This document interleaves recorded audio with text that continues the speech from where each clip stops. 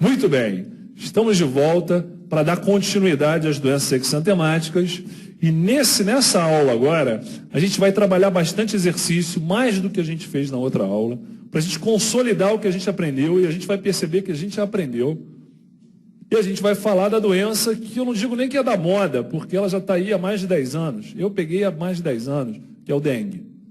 É isso que a gente vai falar nessa segunda aula para finalizar exantemáticas. Então vamos lá, assinale o incorreto em relação ao sarampo. Na prova não está sublinhado o incorreto. Eu sublinhei aqui para mostrar para vocês. Isso é uma coisa interessante de fazer na prova. Tem incorreto que, do ponto de vista pedagógico, é uma pegadinha maldosa. Sublinhe o incorreto para chamar a atenção de vocês. A gravidade da doença é diretamente relacionada à extensão e confluência do rash. Está certo. A ausência de rash pode ocorrer em lactentes de menos de 9 meses que tenham anticorpos maternos. Eu não falei isso para vocês, mas isso é verdade. Às vezes o lactente tem anticorpo insuficiente para evitar a doença, mas suficiente para evitar o rash.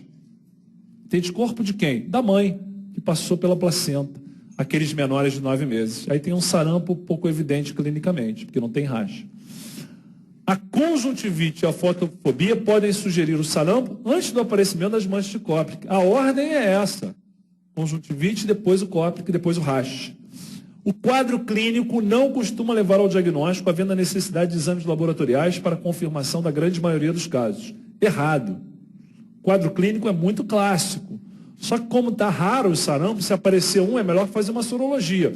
Mas diante de uma situação endêmica ou epidêmica, não precisa sorologia de todo mundo. O quadro clínico é muito clássico. É um quadro gripal, uma conjuntivite com fotofobia, o Koplik, o rash. Então essa afirmação aqui está errada. É o incorreto. Letra D. Uma adolescente de 13 anos é levada a uma consulta por apresentar tumefação na região do pescoço, sem outras queixas. Seu exame físico revelou linfonodopatia suboccipital, cervical e pós-auricular. Nesse dia, a conduta médica foi apenas observação clínica domiciliar, com orientação de retorno, se necessário.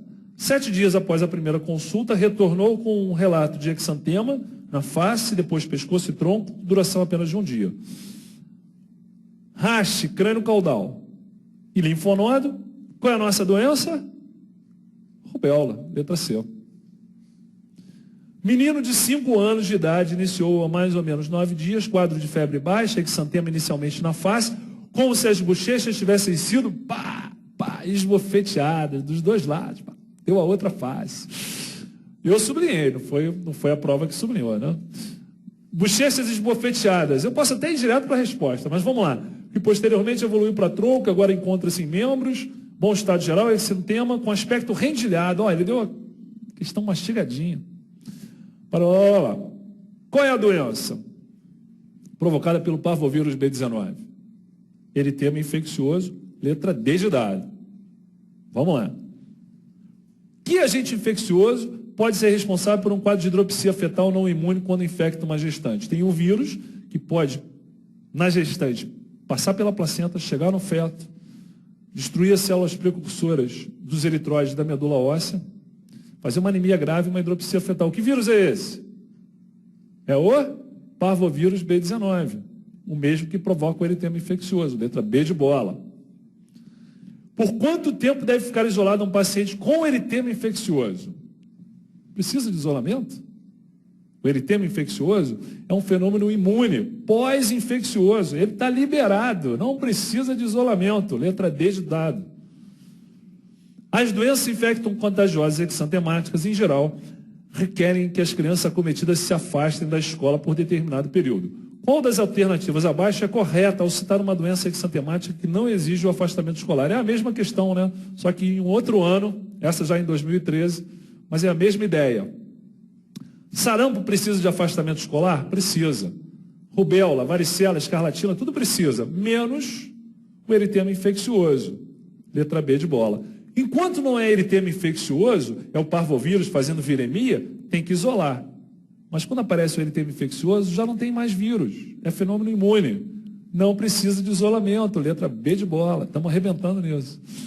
Uma complicação que aparece em até 10% dos casos de exantema súbito. Em 5 a 10% dos casos. Tem gagueira, tem amaurose fugaz, como diria a Marina, Tem convulsão febril ou tem hipersonia? Tem muito sono.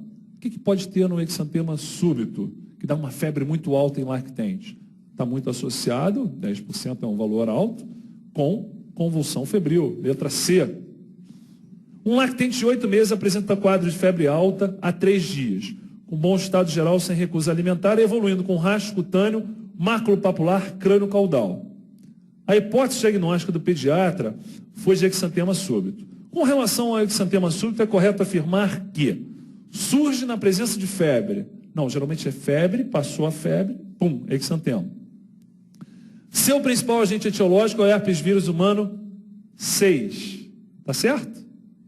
Tá certo, é isso mesmo. Letra B, as outras. É escarlatiniforme? Não, não tem aquela palidez perioral, nada disso. Suas complicações neurológicas geralmente são graves. Não, não são graves. Então, letra B de bola.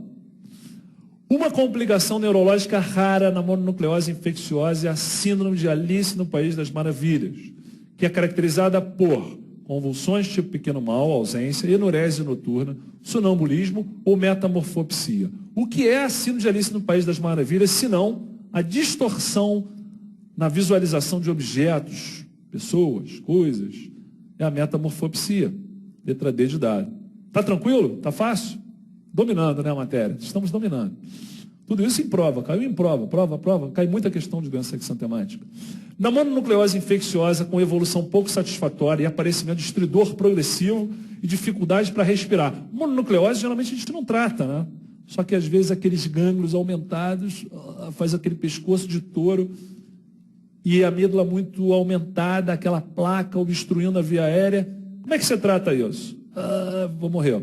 Não, não vai morrer, porque a gente vai fazer o quê? Um corticoide. Cadê o corticoide? Letra B de bola, prednisona. Enunciado para as próximas 2 questões. Um paciente acertou a outra. Essa já gabarita 2. Um paciente de 2 anos dá entrada na emergência com febre de 40 graus há 6 dias. Quando ele bota no enunciado que tem febre há mais de 5 dias, eu não tenho como não pensar em Kawasaki. Mas vamos em frente. Sem resposta ao tratamento com penicilina, congestão conjuntival bilateral, diarreia e irritabilidade. Prostração, adenopatia cervical, 2 centímetros à direita, hiperemia e fissura labial, edema e eritema das mãos, além de eritema polimorfo não vesicular no tronco. Está aí uma característica que eu não chamei atenção para vocês. Kawasaki nunca dá vesícula. Tem vesícula, não é Kawasaki. Mas ele chama atenção aqui, ó, não vesicular. E ele deu todas as características do Kawasaki, todas. Ele deu aqui a conjuntivite, deu a lesão de boca, deu adenopatia, deu raste e deu acometimento de extremidades. Mas a febre, pelo menos há 5 dias. Qual é a doença? Kawasaki, letra E. Essa foi fácil. Aí, seguindo o mesmo enunciado, para avaliação das complicações dessa doença, qual o exame complementar a seguir deve ser realizado no momento do diagnóstico do paciente em questão? Qual é o exame que a gente tem que pedir? Eu acho que é Kawasaki. Vou tratar com imunoglobulina para evitar o aneurisma de coronária. Então vamos fazer que exame hoje e repetir daqui a 2 a 3 semanas e repetir em 6 a 8 semanas. Vamos fazer um eco. Então acertou a primeira, acertou a segunda. Errou a primeira, errou a segunda. Mas vocês vão acertar as 2. Letra A, ecocardiograma. Como cai Kawasaki, né? A doença de Kawasaki é uma vasculite que acomete principalmente crianças, porém não tem a sua etiologia definida. E não existe um exame laboratorial que ele seja patognomônico. Portanto, para a elucidação diagnóstica, são considerados alguns sintomas principais que ocorrem em mais de 80% dos casos. A opção que não corresponde a um sintoma para o diagnóstico da doença de Kawasaki não é um critério. Hiperemia conjuntival é critério? É. Febre há mais de 5 dias é critério? É. Artralgia é critério? Não é critério. Então, letra C. Adenomegalia cervical é critério? É. Então, letra C, artralgia. A doença de Kawasaki, de novo, como cai Kawasaki? É a segunda vasculite mais comum em pediatria. Qual dos critérios a seguir? Não, de novo não, né? Só para confundir. Não é obrigatório. Nem faz parte. Febre persistente por pelo menos 5 dias. Tá certo. Exantema polimorfo inespecífico. Hiperemia conjuntival bilateral. Livedo reticulares. Linfonodomegalia cervical. Quem é o patinho feio aqui da história? Quem é que não faz parte do grupo? Livedo reticulares, letra D. Fácil, fácil. Pedro, 7 anos, foi levado pela mãe ao pronto atendimento com febre de até 39, associada à prostração, cefaleia e queixa de dor para engolir há 2 dias. O exame físico da criança revela amígdalas hiperemiadas, cobertas por exudato, língua hiperemiada com papilas proeminentes, além de palidez peribucal, ou seja, uma língua em framboesa e uma palidez peribucal. Com relação a essa doença exantemática, é correto afirmar que doença é essa? Palidez peribucal, perioral, língua em framboesa, amidalite, rasgo, escarlatina, né? É causada pelo estreptococo beta-hemolítico do grupo A, germe normalmente presente na flora bucal e por isso não precisa ser erradicado? É correto afirmar, isso está errado. O diagnóstico laboratorial é laboratorial, dado pela positividade da streptolizina O. Não precisa disso. Outros sinais encontrados: congestão ocular, eritema palmo-plantar, hiperemia e ressecamento dos lábios. Letra D. O tratamento dessa doença não é capaz de prevenir o surgimento da glomerulonefrite pós-estreptocócica. Está aí uma afirmação muito interessante e correta. O tratamento do estreptococo evita a febre reumática, mas não evita uma complicação imune posterior do estreptococo, que é a glomerulonefrite. Pelo menos em teoria, não. Quando você trata o estreptococo, você erradica ele, e precisa, ao contrário do que ele afirma aqui no ar, você precisa erradicar o estreptococo, a tua preocupação maior de futuro é evitar a febre reumática. Mas uma complicação imune que aparece com o estreptococo é a glomerulonefrite, aparece lá na frente. E pelo menos em teoria, o tratamento da doença estreptocócica não previne a glomerulonefrite. Então, letra D está certo. Um escolar de 6 anos, procedente de Paris, aí, parabéns, é levado à consulta por apresentar alta 4 dias. Alta, febre, deve ser febre alta, né? Febre alta 4 dias. No exame físico, edema palpebral, petequias no palato, exudato amidaliano, adenomegalias bilaterais cervicais anteriores e posteriores, discreto rastro cutâneo macular, fígado a 3,5 do rebordo costal direito, baço a 2,5 do esquerdo. Para confirmar o diagnóstico mais provável, deve-se realizar os seguintes exames. Então, voltando aqui, escolar, 6 anos, viajou, voltou, tem febre alta e tem petequias no palato mole e exudato amidaliano e adenomegalia. Tem uma amidalite. Junto com essa amidalite, ele tem um raste discreto e tem hepatospleno. Amidalite com hepatosplenomegalia, qual é a doença que eu tenho que pensar? Geralmente não é uma doença bacteriana, é uma doença viral. É o Epstein-Barr vírus, a mononucleose. Então vamos procurar ela aqui. Dengue, Epstein-Barr vírus, que é a mononucleose, aspirado de medula, plaquetas, eco e GG para sarampo. Não. Amidalite com hepatospleno é a mononucleose de livro, né? De prova. Com adenomegalia também. Faço, se quero ter certeza da doença, IgM e GG para o Epstein-Barr vírus. Letra B de bola. Pré-escolar de 4 anos, sexo masculino, internado para tratamento de febre elevada a 6 dias, palidez, fadiga, associados a conjuntivite sem exudato, eritema de boca e mãos, linfadenite cervical unilateral, língua em framboesa. O tratamento visa evitar o quê? Então, 4 anos, masculino. Febre a 6 dias. Pô, essa febre mais que 5 dias vai levar a gente para o diagnóstico. Fadiga, conjuntivite. Eritema de boca, lesão na boca. Acometimento de extremidades. Linfadenite cervical. Alteração na língua. Faltou só o racho, mas tem 4 de 5, mais a febre a 5 dias. Kawasaki. Para que eu trato? Para evitar o quê? Insuficiência renal, endocardite, hepatite, AVC ou aneurisma de artéria coronária? Aneurisma de artéria coronária, letra E. Fomos muito bem nessas questões, né? Agora a gente vai falar de dengue e das suas complicações, a febre hemorrágica da dengue e a síndrome do choque da dengue. Vou fazer 2 perguntas que vão funcionar como um pré-teste e a gente vai responder no final. Qual é o fator determinante para o quadro de febre hemorrágica da dengue? O que faz um paciente ter febre hemorrágica? A trombocitopenia, um TAP prolongado é comum encontrar, o extravasamento capilar ou o tempo de sangramento anormal levando a sangramentos. Depois, um paciente de 5 anos com dengue tem uma contagem de plaquetas que indica internação. Você atendeu um paciente com dengue, fez um hemograma, a plaqueta está muito baixa. Vou internar por causa do número de plaquetas, não é porque ele está sangrando, não. Dentre as abaixo, qual seria a contagem de plaquetas desse paciente que é obrigatório que você interne? 110 mil, 77, 19, 44? Ou C e D estão corretos? Ou seja, 19 interna, mas 44 mil também interna, abaixo de 50. O que será? A gente vai ver no próximo capítulo, depois dos comerciais, onde falaremos de dengue. Etiologia, um arbovírus. A gente tem o tipo 1, 2, 3 e 4, transmitido pelo vetor, por esse mosquitinho, que é todo rajado, as pintinhas brancas, que é o Aedes aegypti. E uma complicação preocupante da dengue é a febre hemorrágica da dengue. Como é que é a patogênese dessa doença?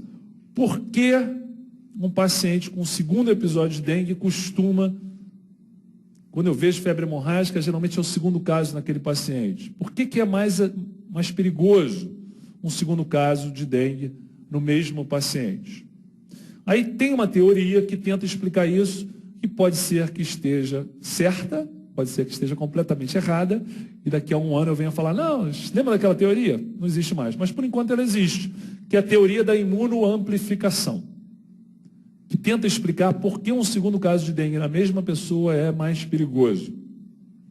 A gente tem os 4 vírus da dengue, 1, 2, 3 e 4.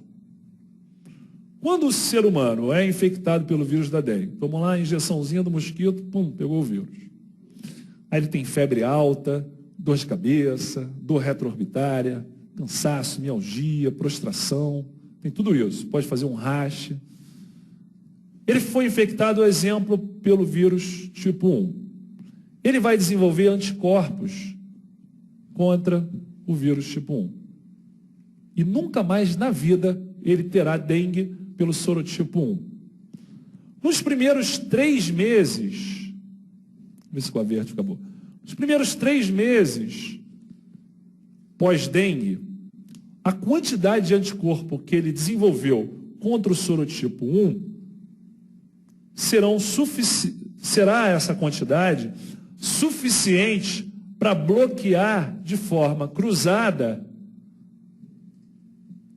os outros sorotipos. Nesse caso, 2, 3 e 4.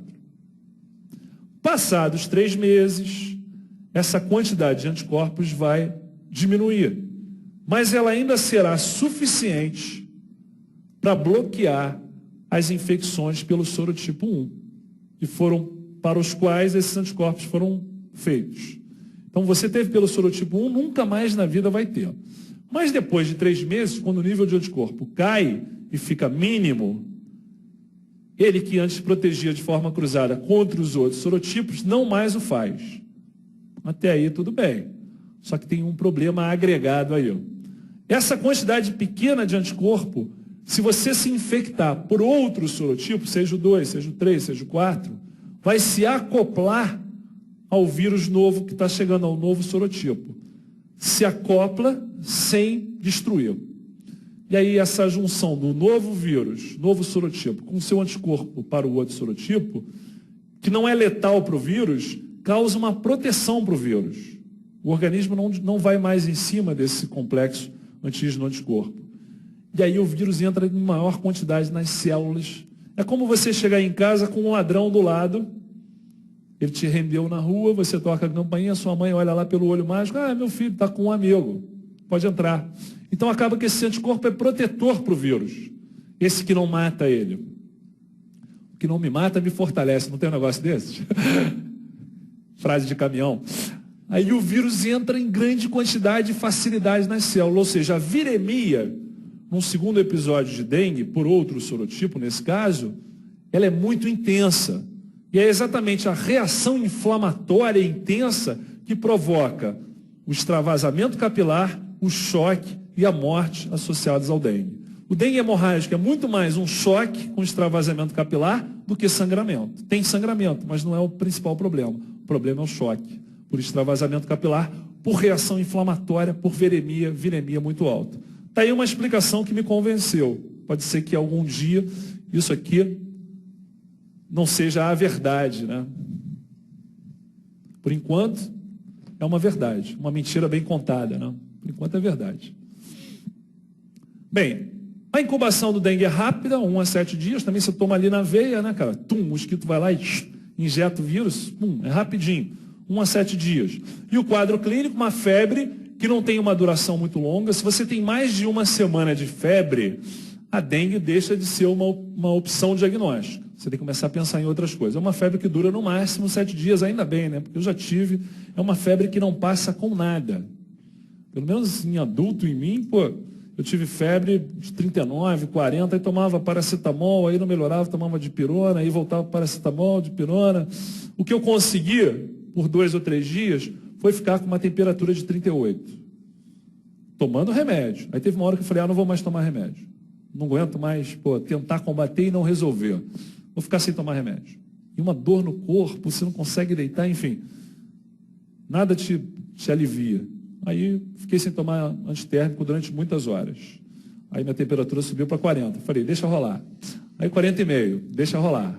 Aí 41, cara, eu já não sabia nem onde eu estava mais. Falei, pô, eu vou morrer. Aí eu tomei 2 dipironas ao mesmo tempo. Aí a febre foi para 38. O médico só faz besteira, né? Ainda mais com ele próprio, faz um monte de experiência.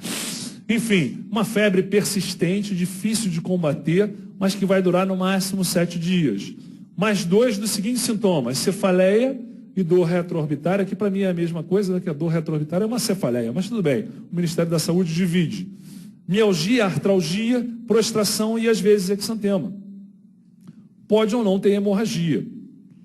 É uma febre que pode ser bifásica ou não, né? Você tem uma viremia intensa nos primeiros 5 dias e você pode ter febre, melhor e ter febre de novo. E a sorologia, os anticorpos só começam a aparecer a partir do 6º dia de doença. O exantema tanto pode aparecer no início, como depois de muitos dias. Então, assim como a febre, que pode ser bifásica, o exantema da dengue pode aparecer, desaparecer e voltar a aparecer. Pode. Aí, ó, uma fotinha do Ministério da Saúde, olha que bacana. Apertou, soltou, ó, que bacana. Está lá no manual do Ministério da Saúde. O que é importante da gente saber de dengue? Os sinais de alarme, que classificam a doença como uma doença mais grave e que merece um tratamento mais intenso. Está aí do Ministério da Saúde. Copiei, colei, ficou péssimo, então eu digitei. Vamos lá. Sinais de alarme: dor abdominal intensa, vômitos, hipotensão postural, hepatomegalia, hemorragias importantes, sangramento digestivo, por exemplo, alteração do nível de consciência, hipotermia, oligúria, tudo isso é sinal de gravidade. Um aumento muito grande do hematócrito, principalmente quando ele supera 20% do valor basal. Como a gente não tem o valor basal de todo mundo, para criança a gente considera como basal 38%. 10% disso é 3,8%. Vou arredondar para 4%. Então, quando aumenta de 38% até 42%, eu estou até no máximo 10% de aumento do hematócrito. Mais 4%, ou seja, chegando a 46%, entre 42% e 46% de hematócrito, eu estou entre 10% a 20% de aumento. Só que maior do que 46% de hematócrito em criança, é um hematócrito que já superou mais do que 20%, é 120% do hematócrito basal. Acima de 46% é um sinal de alarme. Hematócrito muito concentrado. Por que concentra? Porque eu tenho um extravasamento capilar de líquido e o hematócrito concentra, hemoconcentra. O fato de estar aumentando muito o hematócrito significa que eu estou perdendo muito líquido para terceiro espaço, que eu vou chocar, se é que eu já não choquei. Uma queda abrupta de plaquetas também é preocupante. Quando é que eu interno por plaquetopenia um paciente com dengue? Qual é o valor que indica internação num paciente com dengue, mesmo que ele não tenha nenhum sangramento? Plaqueta abaixo de 20 mil tem que internar. Internar para quê? Para observar. Observar e rezar. Você só vai fazer plaqueta para compensar se ele sangrar de fato. Mas abaixo de 20 mil você interna. E o interessante é que você só libera o paciente depois que ele conseguiu atingir espontaneamente um valor de 50 mil plaquetas. Então, abaixo de 20 você interna. Mas para dar alta, só acima de 50. Se ele chegar entre 20 e 50, não precisa internar. Não é obrigatório internar. Abaixo de 20 interna. Mas para dar alta, só acima de 50. Desconforto respiratório também é sinal de alarme. Então, a febre hemorrágica da dengue, os critérios. Tem febre, tem plaqueta baixa, tem tendências hemorrágicas, mas principalmente tem extravasamento capilar. É o extravasamento capilar que leva ao choque e à morte, não é o sangramento. Como é que eu vejo que tem extravasamento capilar? O hematócrito sobe acima de 20% do seu valor basal. Do seu valor basal, mais 20%, mais um pouco.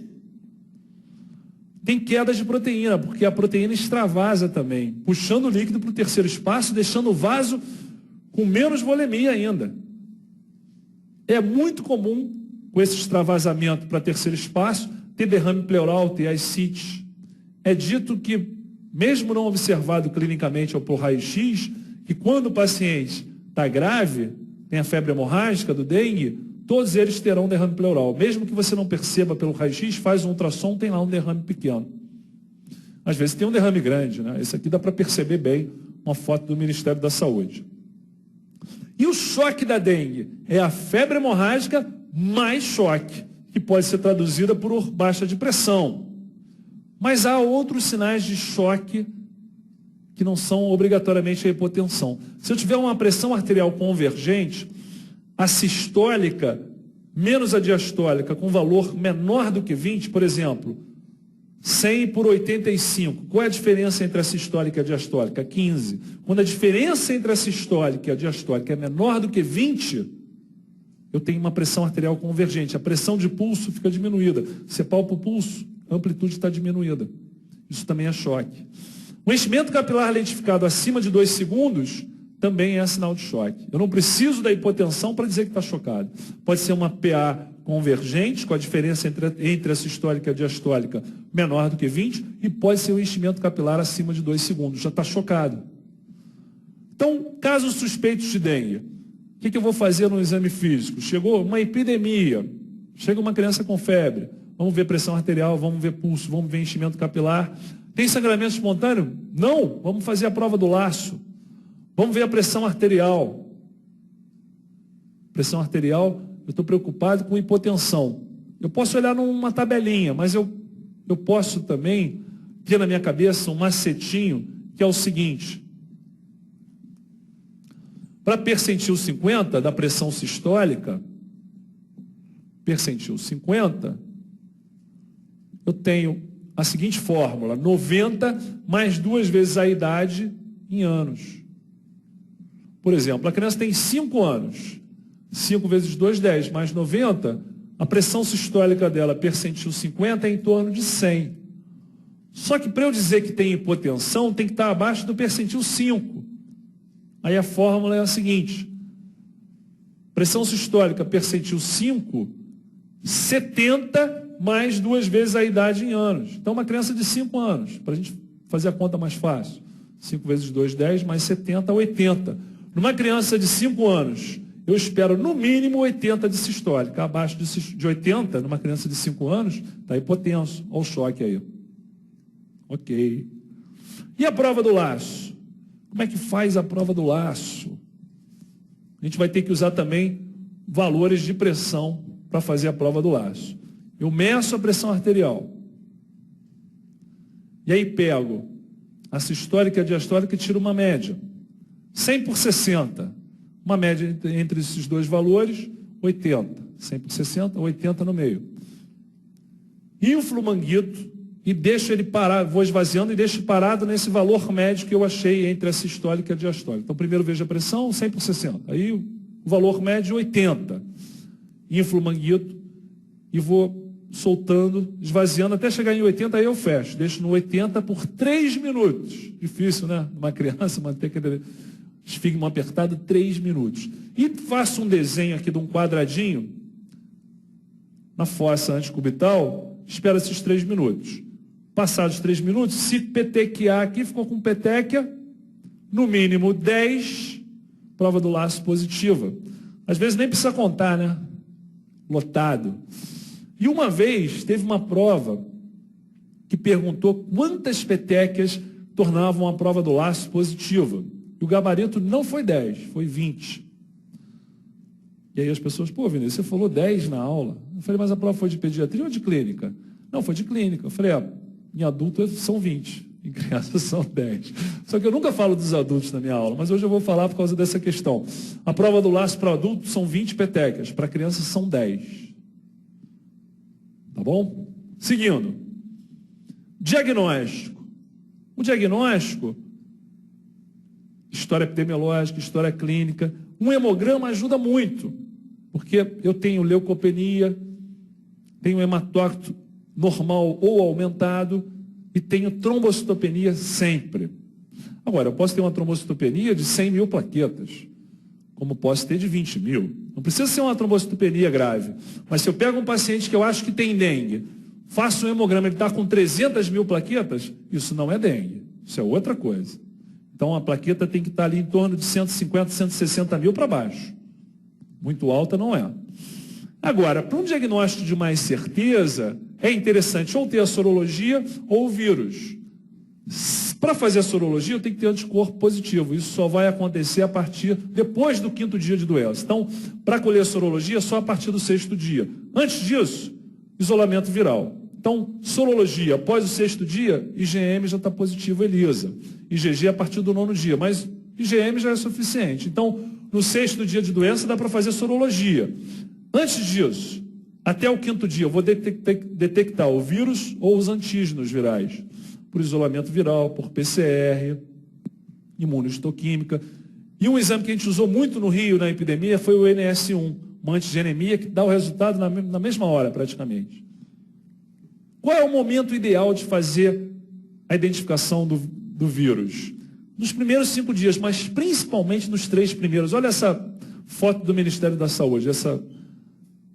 A viremia, ela é muito intensa lá pelo 3º dia. Depois ela cai, mas continua até o 5º dia. Depois disso, a partir do 6º dia, sorologia positiva. Começa a ficar positivo. Tratamento sintomático, não tem um tratamento específico, então é dipirona, paracetamol, metoclopramida, se estiver vomitando.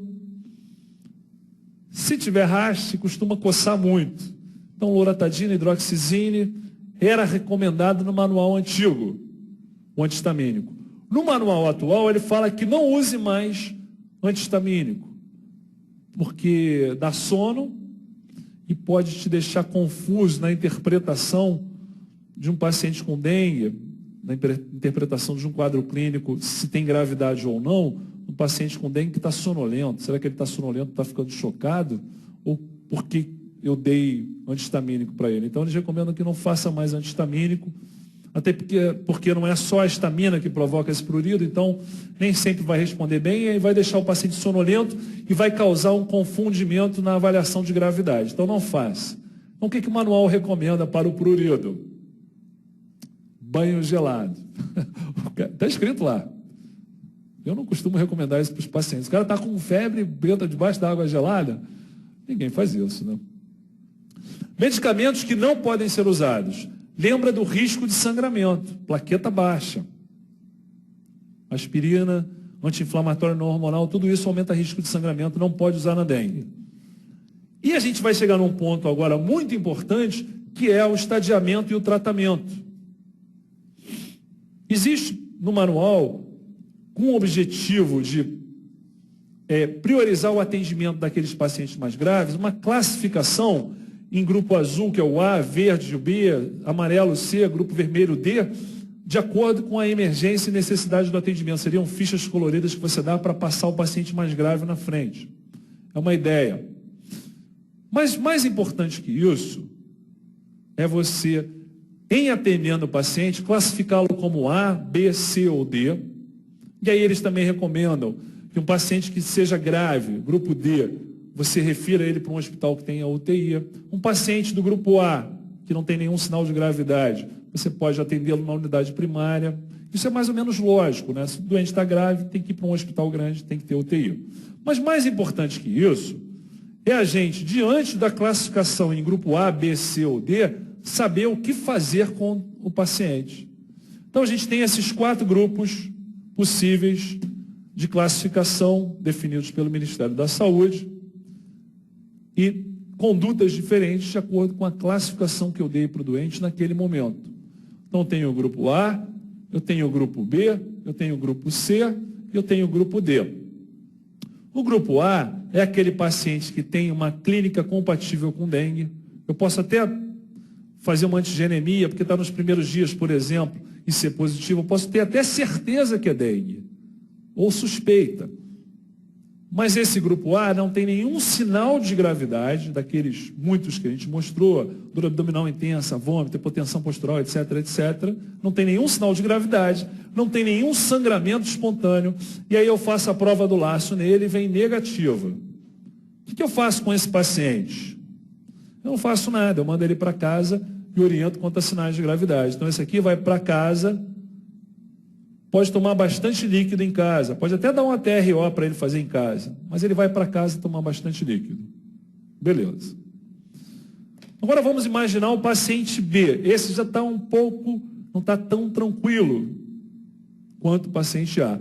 Esse tem pequenos sangramentos. Pode ser um sangramento nasal, um sangramento de gengiva, nada grave, mas ele está sangrando. Ou então ele tem uma prova do laço positiva. Mostrou uma fragilidade capilar. Esse paciente vai ficar na unidade de saúde, na unidade básica, e vai receber uma TRO com 50 ml por quilo. Aquela TRO que a gente faz para diarreia, aquele soro de reidratação, só que a gente vai fazer para o paciente com dengue. 50 ml por quilo. Digamos que ele começou a vomitar e não está aceitando a TRO. 50 ml em 4 horas. Aí eu faço uma hidratação venosa para ele, fazendo uma expansão, mas uma expansão não muito intensa. Eu faço 20 ml por quilo de soro fisiológico em 2 horas. E depois eu vou reavaliar. O paciente C é aquele paciente que tem sinais de alarme, de todos aqueles que a gente mostrou. Pode ser um hematócrito, por exemplo, acima de 46%, aumentou acima de 20% do basal. Pode ser vômito intenso, incoercível, que não para de jeito nenhum. Enfim, pode ser dor abdominal, pode ser hipotensão postural. Esse paciente aqui eu vou partir direto para uma fase de expansão com hidratação venosa. E vou fazer os mesmos 20 ml por quilo. A diferença para o paciente do C para o B é a velocidade que eu faço o soro. Aqui eu vou fazer não em 2 horas, mas em 1 hora. E a gente chega no extremo, no paciente mais grave, que é o D, que está chocado, está hipotenso, tem uma pressão convergente, pressão sistólica menos diastólica dá menos de 20, tem uma perfusão maior que 2 segundos, qualquer um desses sinais, não precisa ter todos, eu classifico como D e faço 20 ml por quilo ainda mais rápido. Em vez de 1 hora, como no seu, eu faço em 20 minutos. E posso repetir até 3 vezes. Em 1 hora já fiz 60 ml por quilo. Pô, não melhorou ainda. O que mata no choque da dengue? O extravasamento capilar, a hipoalbuminemia. Então agora, se eu fiz 3 volumes de cristalóide a cada 20 minutos, em 1 hora eu fiz 60 por quilo, não melhorou? Está na hora de fazer o quê? Está na hora de fazer um coloide. Então aqui eu faço um coloide, um Voluvem da vida. Posso fazer um ringer albuminado, tudo isso é possível. Então, A, B, C, D. A vai para casa, B na TRO, se precisar bota no soro mais 20 ml por quilo em 2 horas. C, sinal de alarme, 20 ml por quilo a cada hora. E D, chocada, 20 ml por quilo a cada 20 minutos. O que mata no dengue é o choque, o que salva é a hidratação vigorosa. Então, grupo A, prova do laço negativa, vai para casa na TRO. Grupo B, prova do laço positiva, hematócrito começando a aumentar. Soro oral, não melhorou. Boto na HV. 20 ml por quilo em 2 horas. Grupo C, sinal de alarme. O que eu faço? 20 ml por quilo por hora. E grupo D, 20 ml por quilo, mesmo que não tenha hipotensão, tem um enchimento capilar identificado, 20 ml por quilo a cada 20 minutos.